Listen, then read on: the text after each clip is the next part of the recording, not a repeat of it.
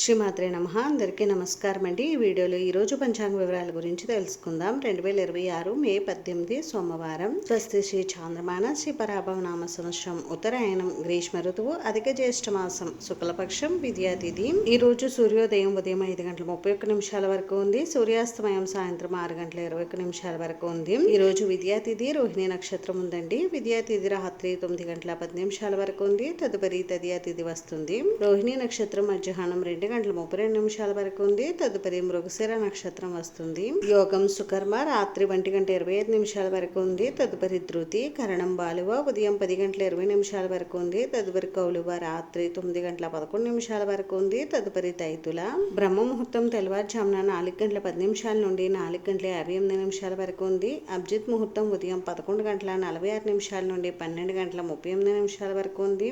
అమృతకాలం ఉదయం 11:31 నుండి 1:01 వరకు. శుభ సమయం ఉదయం 6 గంటల నుండి 7 గంటల వరకు ఉంది.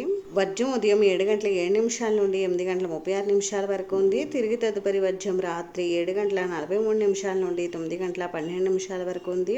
దుర్ముహూర్తం మధ్యాహ్నం 12:33 నుండి 1:14 వరకు ఉంది. తిరిగి తదుపరి దుర్ముహూర్తం మధ్యాహ్నం 2:55 నుండి 3:46 వరకు ఉంది. రాహుకాలం ఉదయం 7:30 నుండి 9 గంటల వరకు. యమగండం ఉదయం 10:30 నుండి 12 గంటల వరకు. గుళిక కాలం మధ్యాహ్నం 1:48 నుండి 3:25 వరకు ఉంది. ఈ రోజు విశేషతలు వచ్చేసి ఈ రోజు చంద్రదర్శనం అయితే ఉందండి.